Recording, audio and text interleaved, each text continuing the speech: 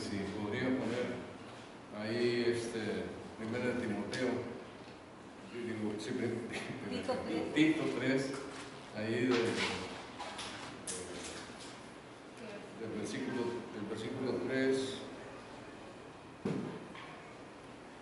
hasta el versículo 8, por favor, para que lo podamos leer. Muchas gracias. Déjenme contarles que ha sido una semana tremendamente correteada.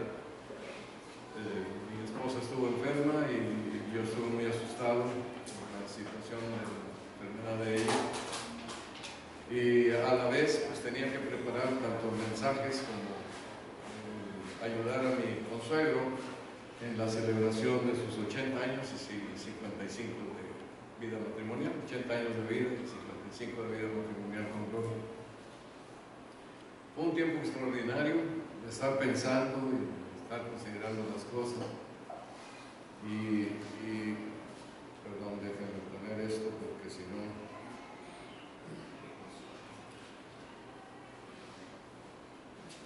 Y estar poniendo en orden, pero a la vez pues teniendo el apuro, la preocupación de mi esposa. Mi esposa gracias a Dios, se alivió de todos esos pendientes que tenía y ya pude yo descansar. Y unas horas, ya en la noche del día antes de participar con mi consuegro, entonces yo me sentí mal.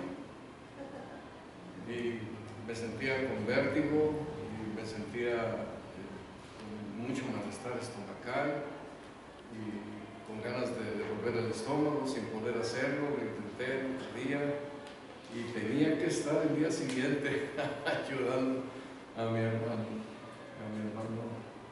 Javier Morales. Fue tremendo. Pues igual que cuando mi esposa se puso mala, oramos nuevamente. Pues en este momento le digo, Señor, pues no sé qué hacer, ayúdame a sentirme bien, que de alguna manera encuentre el camino para que esto se resuelva.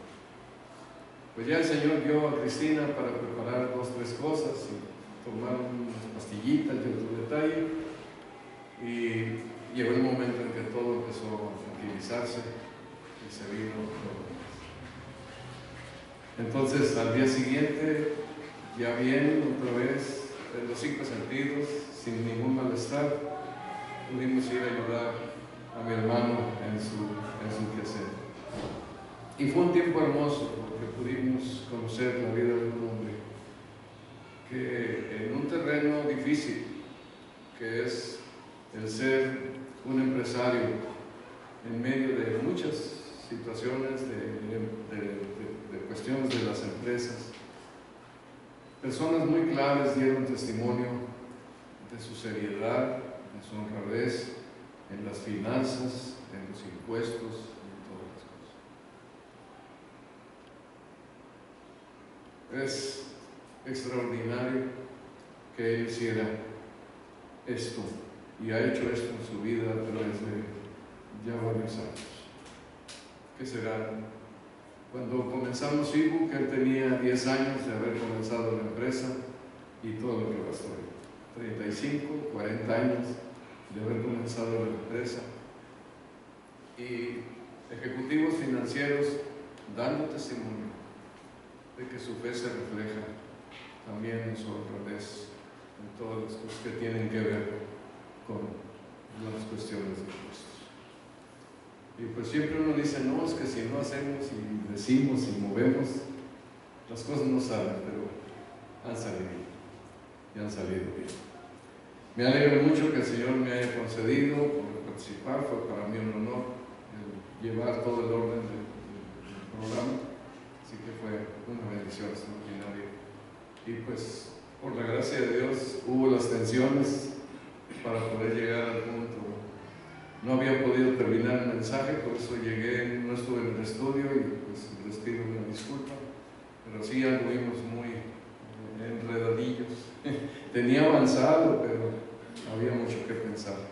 Y espero que en esta mañana pueda compartirles lo que hemos pensado en el tiempo pues, correcto para hacerlo.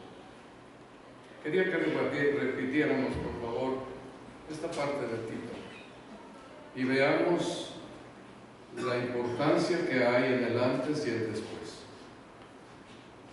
Entonces nos dice,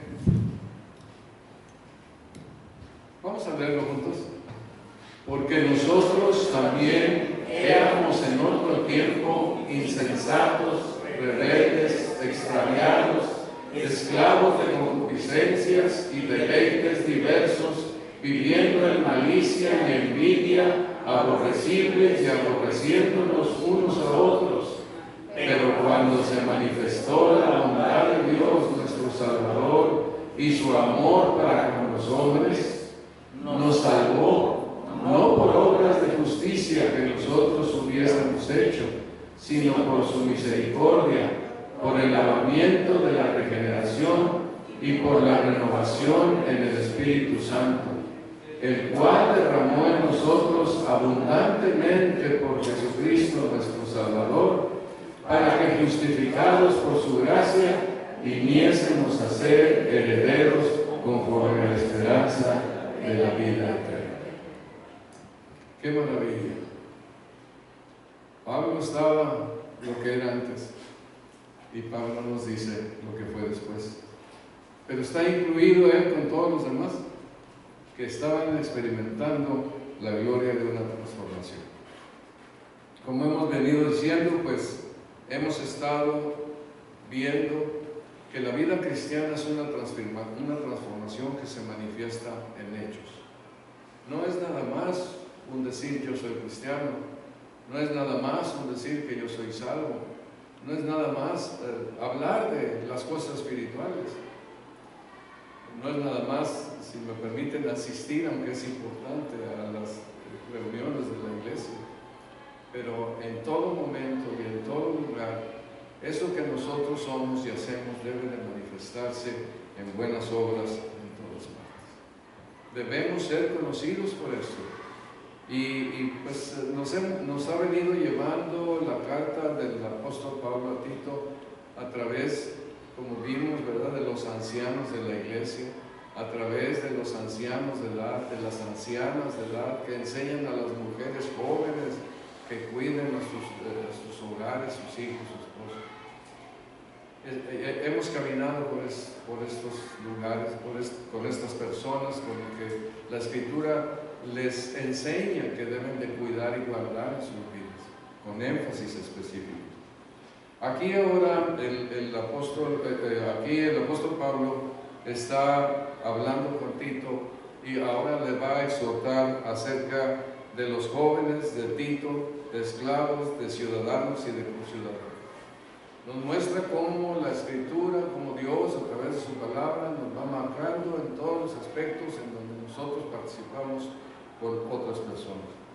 Y voy a leer esta porción que dice: exhorta a sí mismo a los jóvenes a que sean prudentes, presentándote tú en todo como ejemplo de buenas obras, en la enseñanza, mostrando integridad, seriedad, palabra sana e irreprochable, de modo que el adversario se avergüence y no tenga nada malo que decir de vosotros.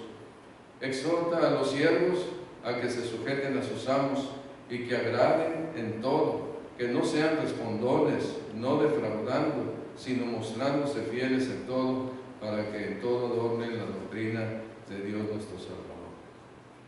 Comenzamos entonces con el pensamiento primero: exhorta a sí mismo a los jóvenes a que sean prudentes.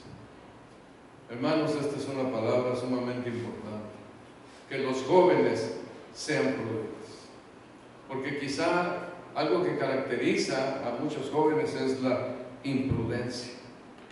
Entonces era importante que los jóvenes fueran prudentes, sobre todo porque habían llegado a una edad que no muchos jóvenes llegaban. Los jóvenes con los que estuviera tratando Tito, pues era un grupo de jóvenes de los muchos que morían en aquellas épocas. Los jóvenes tenían un problema serio para llegar a los 12 o 13 años, que a partir de aquí se consideraban jóvenes. Es a los que se está dirigiendo el apóstol Pablo, y que Tito debería de cuidar esto.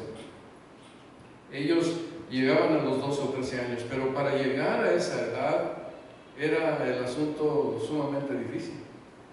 El primer problema que encontraban era su padre. Se llamaba pater familis y significaba padre de familia, y se refiere históricamente al jefe masculino de la antigua Roma, quien ejercía una autoridad legal absoluta sobre todos los miembros de la familia y sus bienes. Este poder se extendía a su esposa, sus hijos, esclavos y animales de carga de la casa.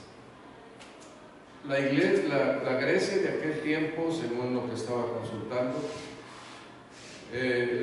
cuando nacía un niño, se lo presentaban al padre de familia, pater familis. Y entonces él juzgaba si el niño debería vivir en la casa o ser regalado. Él era el que decidía y nadie le podía impedir su decisión. A muchos de estos niños se les mataba, se les llevaba a lugares en donde las bestias los podrían destrozar, y a otros se les llevaba a algunas plazas, a donde había niños ahí de cierta edad que estaban en las plazas, a donde iban a personas a buscar y entonces los recogían.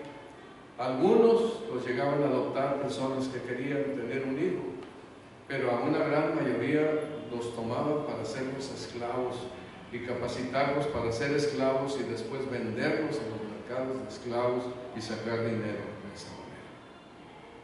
Era una sociedad con muchas leyes, pero insensible hacia los niños.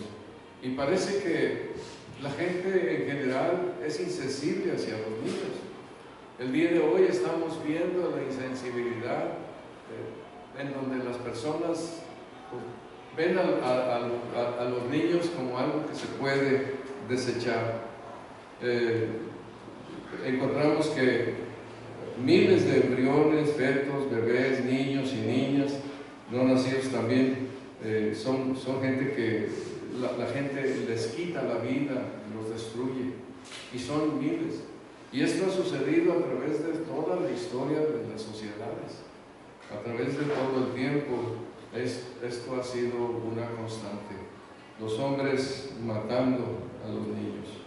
Se dice que los espartanos los arrojaban desde un precipicio para deshacerse de ellos. Al final de cuentas, creo que lo que sucede es que a las personas les estorban los hijos, no quieren la responsabilidad de cuidarlos, y entonces si les estorban, mejor buscan la manera, el camino de deshacerse de ellos. Me ha llamado la atención que el Apocalipsis, allá el capítulo 7, ya lo he mencionado y déjenme mencionarlo una vez más. Dice en los versículos 8 al 10: después de esto miré, y he aquí una gran multitud, la cual nadie podía contar, de todas las naciones y tribus y pueblos y lenguas, que estaban delante del trono y en la presencia del Cordero, vestidos de ropas blancas y con palmas en las manos, y clamaban a gran voz diciendo: la salvación pertenece a nuestro Dios, que está sentado en el trono y al Cordero. Yo creo que las personas han matado a muchos seres que se les puede llamar así, como decíamos, fetos, pero la cuestión es que una vez que se genera la vida, ahí comienza aquello que Dios quiso que llegara. Y pienso que no será difícil encontrar estos miles que nadie podría encontrar, de toda la muerte que ha habido de niños a través de la historia, pero de ellos es el reino de los cielos. Y la gracia de Dios, el Evangelio de Jesucristo, la muerte del Señor Jesús, pues sin duda ha llevado a los niños estarán aquellos niños en la presencia del Señor en aquel momento.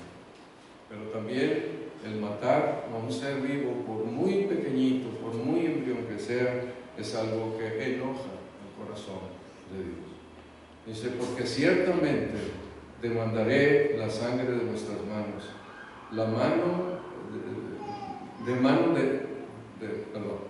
ciertamente demandaré la sangre de vuestras vidas, la Mano de todo animal la demandaré, y de la mano del hombre, de mano del varón, su hermano, demandaré la vida del hombre. El que derramare sangre de hombre, por el hombre su sangre será derramada, porque a imagen de Dios es hecho el hombre. No es una criatura más, está hecho a imagen de Dios. Y para Dios es importante que nadie quite la vida a alguna persona, porque Él castigará esto. Si las naciones no lo hacen, si los gobernantes que deberían de infligir castigo al que hace mal, no lo hacen, Dios lo hará. El día en que Él venga como juez de toda la tierra a juzgar al mundo, individuo por individuo, en aquel día de juicio final. Entonces, no podemos imaginar los millones de bebés que han muerto en todas las épocas de la historia. Pero sin duda, ahí está. Algunos hijos, algunos que perdimos algún bebé, a lo mejor en algún problema en la gestación, pues sin duda también a lo mejor los podemos conocer ahí, ¿verdad? Quizá. Muy bien. Entonces, los jóvenes batallaban para llegar a ser jóvenes, era muy peligrosa la situación de aquel tiempo. Y aquí el apóstol lo que hace es exhortar a los jóvenes para que fueran prudentes. La prudencia es algo muy necesario, muy importante para la vida. Me hizo recordar que en años, cuando yo tendría como 17 años, había una casa de un amigo que visitaba y subía una escalera probablemente como de 5 metros. Y ahí llegaba, tocaba la puerta y entraba, ya me recibían. Pero me llamaba la atención que el barandal de concreto llegaba a un cierto punto y había una distancia donde había un patio, había un tramo de muro, había un patio y la barda que estaba en el pasamanos de la entrada a la puerta era la misma barda que estaba allá en el patio, pero había un muro no muy largo, no recuerdo qué metro sería. Y un día pasé por ahí y se me ocurrió, yo creo que puedo brincar de aquí hasta allá. No lo hice, me metí, platiqué y todo, pero otra vez cuando volví dije, yo creo que puedo brincar de aquí hasta allá. Y se me ocurrió hacerlo. Me subí al barandal porque quería sorprenderlos, no entrando por la puerta principal, sino por la puerta de la cocina que llegaba de la terracita. Y entonces, no sé ni cómo, la altura era como de 5 metros hacia abajo, cuando menos una pierna me quebraba, sí, no, otra cosa. Y brinqué y llegué al otro lado, pero cuando llegué se me heló la sangre y dije, cuando ya lo había hecho, ¿qué hice? Me pude haber matado aquí. Pero los jóvenes somos así, ya no somos así. Pero la imprudencia es algo que llama la atención en los jóvenes.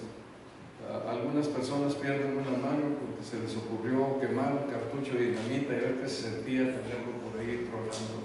Y así, no falta. La imprudencia es algo muy serio. Y entonces el ser prudente se refiere a personas que actúan con sensatez, moderación y cautela, evaluando las consecuencias antes de tomar decisiones para evitar peligros o daños innecesarios. Y esto es algo muy importante. Yo creo que la ventaja que existe al estar escuchando la palabra de Dios es que nos permite tener la sabiduría necesaria para ser prudentes, para reflexionar en la vida, para pensar las cosas antes de hacer cosas que pudieran traer un gran daño a la vida, a la persona. Entonces, esto es un asunto importante. Leía por ahí una noticia que la imprudencia de los jóvenes está creando una gran cantidad de accidentes y daños que hay que reparar. Entonces, sí, es algo que los jóvenes necesitan hacer. Ahí el apóstol Pablo le dice a Tito que que él dice, preséntate tú en todo como ejemplo de buenas obras. Él tenía que recordarles a los jóvenes que fueran prudentes, y él tenía que presentarse en todo como ejemplo de buenas obras a los jóvenes y a todos los demás a quienes estaba enseñando. Preséntate tú en todo como ejemplo de buenas obras en la enseñanza, mostrando integridad y seriedad.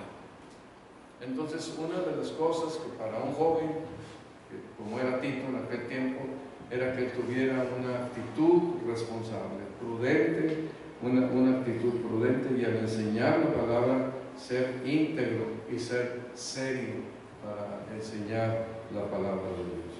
Entonces, en todos estos aspectos vamos encontrando la importancia de una vida que manifiesta la verdad de las Escrituras. Dice un pasaje en Proverbios 19, adquirir sabiduría es amarte a ti mismo. Los que atesoran el entendimiento prosperarán. Y la sabiduría sí está relacionada con la prudencia, con la seriedad y con la integridad. Y dice también, obtén todo el consejo y la instrucción que puedas para que seas sabio el resto de tu vida. Entonces, yo creo que hay una bendición en especial cuando estamos nosotros proclamando la palabra de Dios. Piensen ustedes en dónde podemos escuchar esto, que no sea en las iglesias donde se predica la Escritura. Y la predicación de la palabra de Dios, la conversión de las personas, la transformación en su vida, está llenándoles del conocimiento y de la gracia de Dios, del poder de Dios, para que puedan vivir una vida de prudencia, de seriedad, de sabiduría. Porque este es el proceso que Dios quiere. Para Dios es importante que todos nosotros manifestemos esa obra de Dios en nuestras vidas. Deuteronomio 17, y bueno, déjenme leerles esto, dice, leerles esto. Hablando del rey que necesitaba sabiduría para gobernar, dice, cuando se siente sobre el trono de su reino, entonces escribirá para sí en un libro una copia de esta ley, del original que está al cuidado de los levitas, y lo tendrá consigo y lo leerá en todos los días de su vida, para que aprenda a temer a Jehová su Dios, para guardar todas las palabras de esta ley y los estatutos, para ponerlos por obra, para que se eleve su corazón sobre sus hermanos, para que no se eleve su corazón sobre sus hermanos, ni se aparte del mandamiento a diestra y a siniestra, a fin de que prolongue sus días en su reino, él y sus hijos en medio de Israel. Entonces, la palabra de Dios trae esa sabiduría que necesitamos para enfrentar la vida, y nos permite ir haciendo la vida a través del proceso que el Señor ya tiene planeado para nosotros, pero que la imprudencia puede afectar o puede dañar. Recordando lo que decíamos, lo de Tito, preséntate tú como ejemplo. Y una verdad de las Escrituras es que cualquiera que enseña la palabra de Dios debe mostrar que vive la palabra de Dios. No solamente los pastores o los diáconos o los líderes de la iglesia, todos somos responsables de lo que si anunciamos el Evangelio, debemos nosotros manifestar la vida que produce el Evangelio, para que el Evangelio sea creíble. Entonces esto es realmente algo de suma importancia. Así que Tito tenía que presentarse en todo como ejemplo, y debería ser intachable, debería ser íntegra la palabra, su vida, lo que él hacía era importante. El principio de la sabiduría, dice la Escritura, es el temor de Jehová. Buen entendimiento tienen todos los que practican sus mandamientos. Su labor permanece para siempre. Aquí, pues, es bueno, los niños saben, van creciendo con la palabra de Dios, vamos madurando en la vida, vamos haciéndonos viejos, y la palabra de Dios está teniendo un lugar importante en nuestras vidas. Todo esto nos ayuda, nos protege, nos guarda en el diario caminar para llegar hasta el final, donde Dios tenga el plan que nosotros llegar ahí terminando bien. Entonces la palabra de Dios no se equivoca y es importante para nuestras vidas. Así que esto es lo que nosotros debemos de hacer.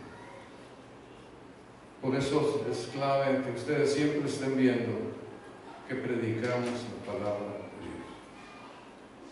Cada persona que llega aquí debe de recibir la palabra de Dios.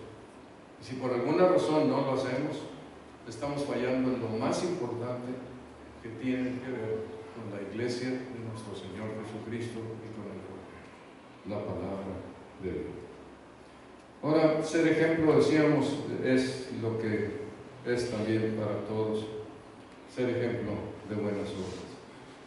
Filipenses dice: hermanos, sed imitadores de mí y mirad a los que así se conducen según el ejemplo que tenéis en nosotros.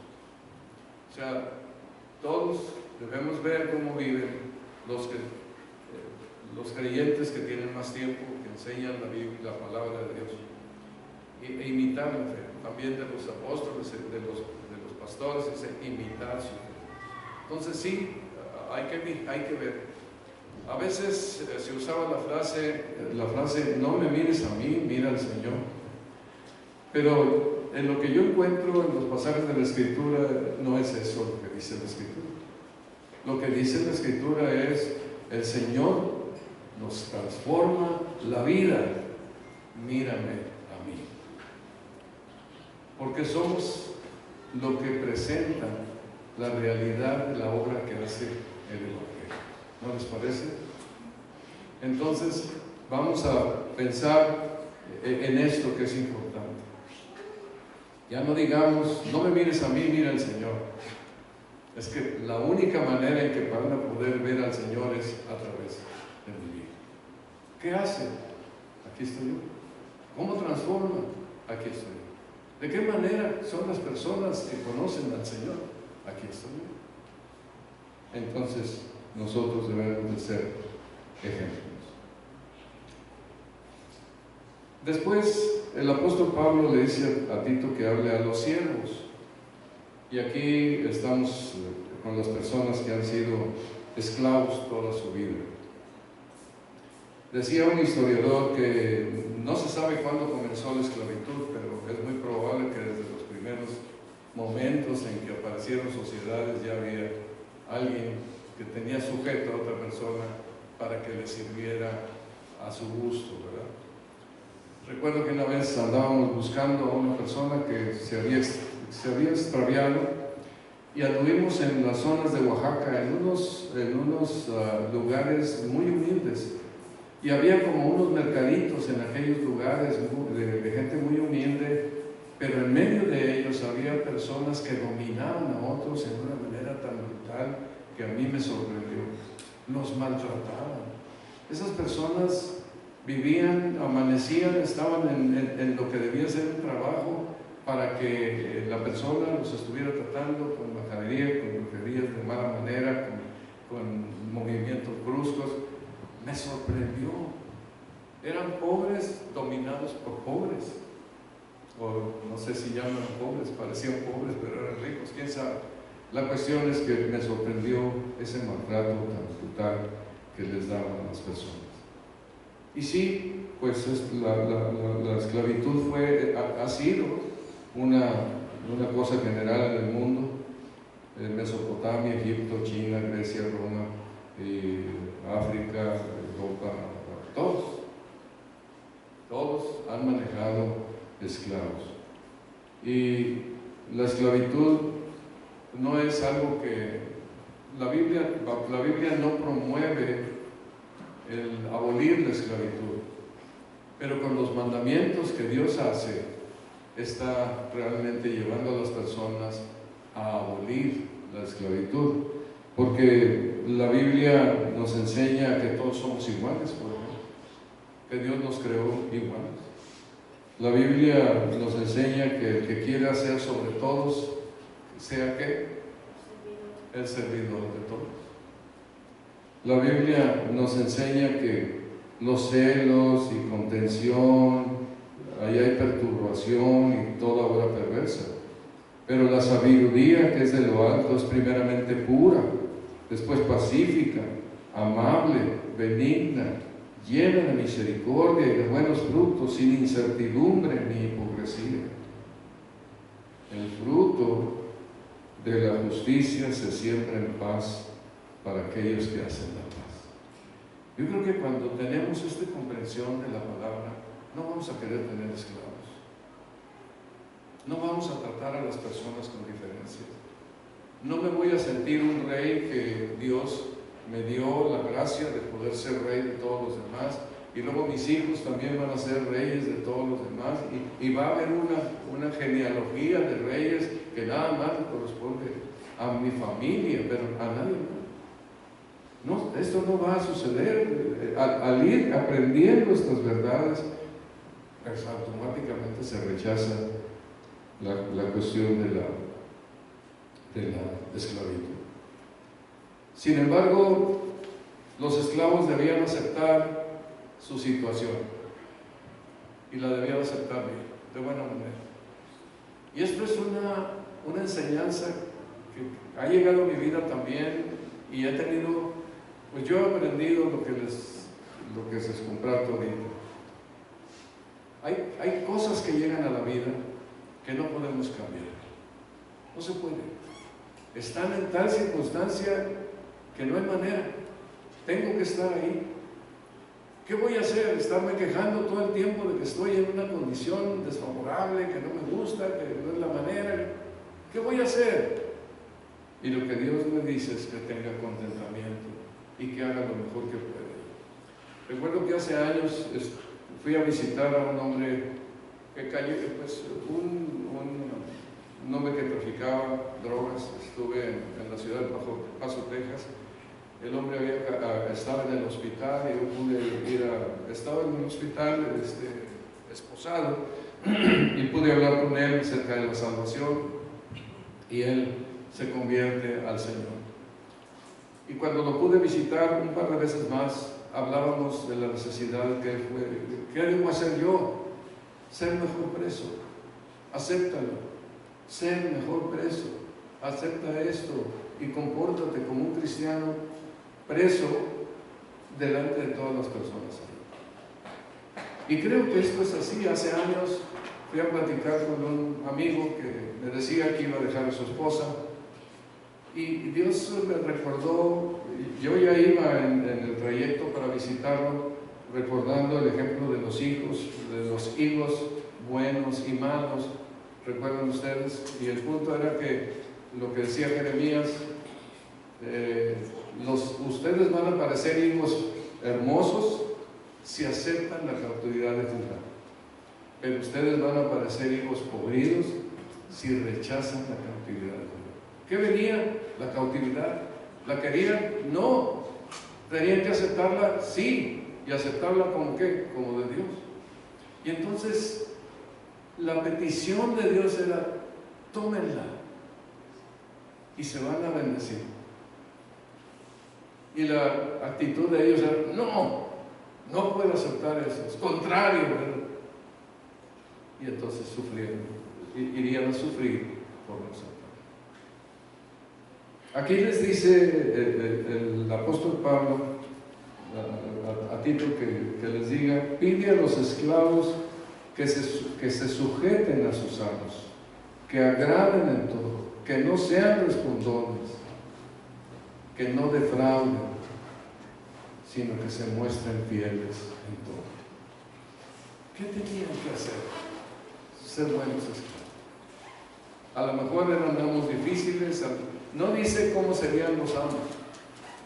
A lo mejor eran difíciles, a lo mejor eran amos que los golpeaban, pero ellos deberían de ser buenos esclavos, no importaba cómo los fueran a tratar. Y de hecho, si ellos se oponían al trato y se ponían a pelear, iban a perder todas.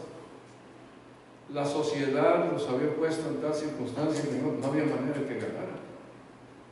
Lo mejor era trabajar para ganar a las personas, con sus buenas acciones, con su buen trato como creyentes hacia sus amos, y de esta forma, pues como le pasó a Filemón, allá con su esclavo, cómo fue todo lo que le sucedió, ¿verdad?, a su esclavo, el beneficio de ser un hermano de Filemón.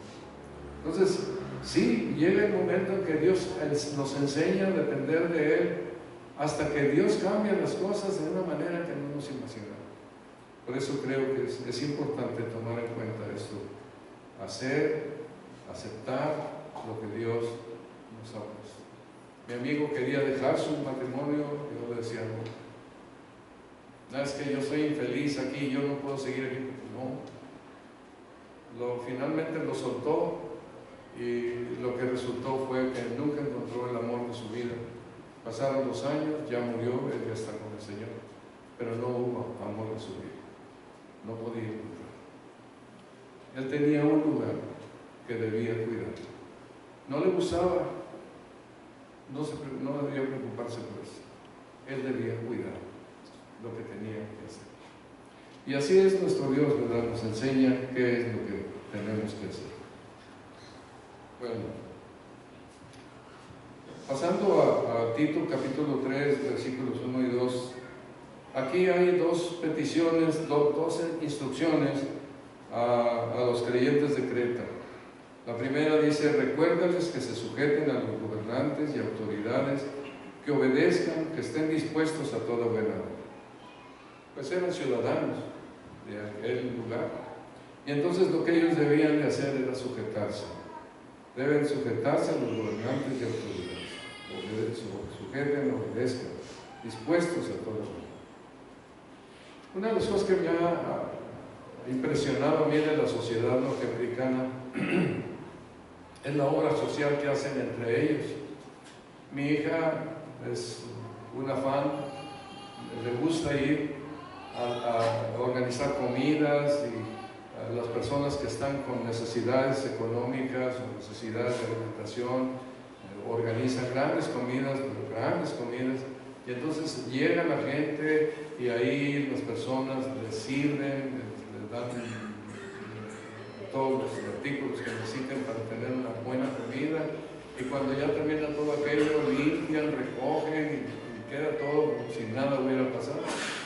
Me ha llamado siempre la atención cómo el presidente Jimmy Carter anduvo ayudando cuando ya era expresidente, andaba ayudando a construir casas para gente necesitada en otros países. Y él iba con su martillo y sus pinzas y sus clavos para ir haciendo ese trabajo juntamente con otras personas después de haber sido un presidente de Estados Unidos.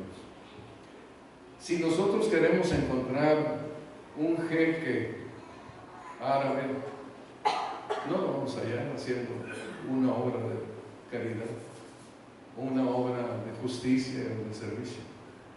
En la filosofía del Islam no está el amor, ni la compasión, ni la piedad, no hay nada de esto. Ellos exigen. Por eso el Islam ha ido creciendo, porque es impositivo. Imponen la fe, y si no la reciben, los desprecian o les ponen cargas de impuestos, y si ellos dominan en algún lugar y uno está ahí, la vida va a cambiar. Ya sabemos las mujeres todo lo que traen, ¿verdad? Las burkas y el trato que se les da también, es un trato inferior. Ellos son así. El Corán les enseña a vivir de esa manera.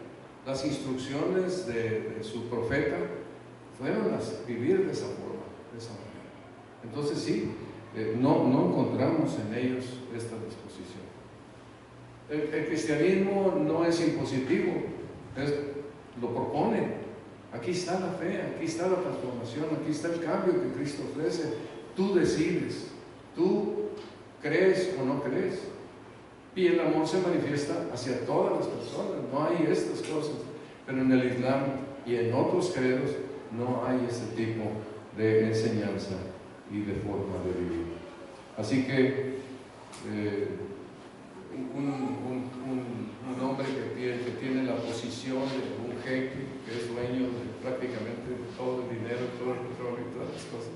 no van dadas en servicios, ¿verdad? Porque además hay pues clases sociales, ¿verdad? En medio de todos ellos, y el que está arriba, el que está abajo, no va adelante. Entonces, sí, la vida para ellos también no vale nada. Fácilmente pueden terminar con la vida de alguien y eso tiene hasta premio en el cielo que a ellos les corresponde. Entonces, nosotros como ciudadanos, la característica que tenemos es de ser personas que tratamos que nos sometemos a los gobernantes y a las autoridades y obedecemos, estamos dispuestos a toda buena obra. También lo que dice en el versículo 2, que a nadie difamen, que no sean pendencieros, sino amables, mostrando toda mansedumbre para con todos los hombres. Que no sean pendencieros, sino amables, mostrando toda mansedumbre para con todos los hombres. A veces nos gusta decir que somos enojones y que tenemos mal carácter, que las personas nos tienen que aguantar con el mal carácter.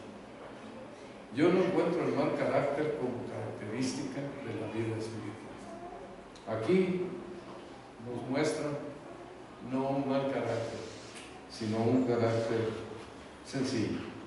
No pendencieros, amables, mostrando mansedumbre para con todos los hombres. La mansedumbre no quiere decir que no haya firmeza. Una de las cosas que yo admiro de mi hija Cristina es que pues es una mujer sencilla, ecuánime, como mansa, tiene mansedumbre en su manera de ser. Pero a los que está dirigiendo, los que son proveedores de HIV, quitamos el HIV, en sus asuntos del equipo de trabajo y los proveedores también, les exige, y la he oído, les exige con firmeza, pero gentilmente. Así quedamos, así se va a hacer, así vamos a hacer. No hay pleito. Recuerdo que estaba trabajando como supervisor en el Infonavit en una ocasión, y llegó, yo era el supervisor y llegó mi supervisor, que me supervisaba a mí, llegó a ver qué estaba pasando y pues aquí hay un hoyo en el concreto. No debía haber esos hoyos porque se había hecho un mal trabajo de vibrar el concreto, de los detalles. Nos había ido en medio de la carrera de meter tanto concreto en tantos muros. Aquí hay un hoyo, y esto es porque no les hablas. Quiero oírte que le digas de groserías a toda esta bola de agarro. Y pues le dije, no voy a decir groserías. Les voy a decir que estuvo mal hecho esto y que debemos hacerlo bien, ¿verdad? Pero no voy a decir eso. Es que pierdes el trabajo. Y no me importa. Pero groserías, tú sabes, soy cristiano. Y ahí sí, pues, no hago eso. Y bueno, ahí me dejó, ¿verdad? Quiero decirles que cuando terminó todo el trabajo que hicieron 5,000 viviendas, la empresa, la constructora que yo supervisé, sacó el primer lugar. Sacó el primer lugar por el buen entendimiento que yo tenía con los supervisores que estaban ahí administrando la construcción. Yo llevaba las soluciones antes de que pasaran, estaba al tanto del asunto, pero todo fue en buena armonía, en buen trabajo, y pidiendo lo que se tenía. En una ocasión, hay algo que hay que revisar en las construcciones, así que son los que sepan de construcción tienen la idea, construcciones que tienen que ver con la calidad del concreto. Entonces se tiene que revisar el revelimiento del concreto. Hay un cono que se pone en el piso en cierto lugar y entonces se quita el cono y el concreto tiene que tener una cierta altura, pero no debe de quedar como torta de hot cake, ¿verdad? Porque entonces no sirve y no puede quedar demasiado duro porque estamos perdiendo dinero por haberle puesto demasiado cemento. Tiene que estar en la altura correcta del cono que se hizo. Y en una ocasión, pues con estas mismas empresas, el revenimiento no daba, pues no te lo puedo aceptar. Bueno, que venga otro camión. Y que venga otro camión, no da. Hasta que ya viniera de la empresa con a explicarme y decirme y enseñarme otros detalles, otras cosas. Entonces pude aprender que yo estaba siendo demasiado exigente con algo que era realmente aceptable. Y ahí ya siguió. Pero sí estaba con la firmeza de hacer las cosas, pero estaba haciéndolo. Pero sí es importante que nosotros, aunque la palabra de Dios nos diga que no seamos pendencieros, sino amables, mostrando toda mansedumbre para con todos los hombres, toda mansedumbre para con todos los hombres, no significa que seamos pasalones de las cosas, sino que hacemos las cosas, pero en esa manera, que es la manera de Dios. Así que, pues estos, como conciudadanos, nuestra labor es no andar ahí diciéndole de groserías a todo el mundo. Aunque nos enojemos y aunque parezca que es justa la causa, no es el camino. Buena manera para exigir lo que tengamos. Y bueno, pues hay mucho que decir en todo esto, ¿verdad? Pero recordemos nuevamente lo que dice Santiago aquí para terminar. Porque donde hay celos y contención, ahí hay perturbación y toda obra perversa. Pero la sabiduría que es de lo alto es primeramente pura, después pacífica, amable, benigna, llena de misericordia y de buenos frutos, sin incertidumbre ni hipocresía. Y el fruto de justicia se siembra en paz, pero para aquellos que hacen la paz. Santiago 3. Entonces, bueno, hasta aquí tenemos todas estas instrucciones y mandamientos que el apóstol Pablo le da a Tito, les va instruyendo en todas estas verdades de cómo vivir como creyentes en un mundo que es complicado. Y eso es lo que hemos estado tratando de compartir con ustedes esta vez. La última porción que leímos, déjenme terminar con esto ya leyéndola ahí, porque nosotros también éramos en otro tiempo insensatos, rebeldes, extraviados, esclavos de concupiscencias y deleites diversos, viviendo en malicia y envidia, aborrecibles y aborreciéndonos unos a otros. Así vivíamos. Y esta era la manera, aborrecibles, aborreciendo, vejos, cerdos, todas estas cosas. Pero cuando se manifestó la bondad de Dios, nuestro Salvador, y su amor para con todos los hombres, llegó ese momento tan glorioso en donde el Señor nos salvó. No por obras de justicia que nosotros hubiéramos hecho. O sea, no ganamos la salvación con obras de justicia. No por obras de justicia que nosotros hubiéramos hecho, sino por su misericordia. Solo es eso. Él es el que nos salva por su misericordia. No le importa que yo haga buenas cosas. Sí le interesa para que no haga daño. Pero no es eso lo que me lleva a la salvación. Es bueno que yo haga lo mejor que pueda en la vida y que tenga un buen principio de valores, pero eso no me lleva a la salvación. Lo que me lleva a la salvación es la misericordia de Dios. Por el lavamiento de la regeneración. Entonces, su misericordia, el lavamiento de la regeneración y la renovación del Espíritu Santo. Aquí tres cosas tremendas que no me voy a detener porque si no, ya no acabamos, ¿verdad? Pero ya será la próxima, o la última plática que tengamos. Pero ahí está esa obra grandiosa que hace Dios desde adentro de nuestra vida y se manifiesta en nuestro diario vivir. Y luego dice, para que justificados por su gracia viniésemos a ser herederos conforme a la esperanza de la vida eterna.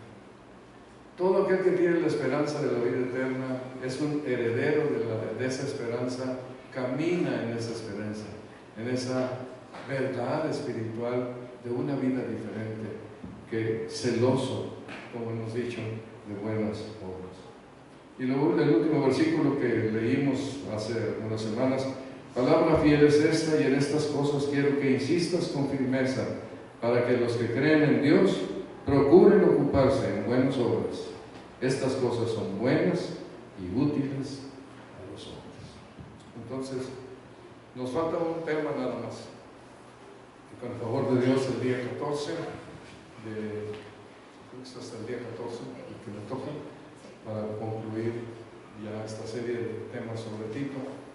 En especial me interesa ese tema, le pedí a José Luis que me permitiera hacerlo, porque hay algo muy especial ahí que debemos recordar todos nosotros, cómo Dios obra con estas buenas obras para sus propósitos, que eso le da un valor muy enorme.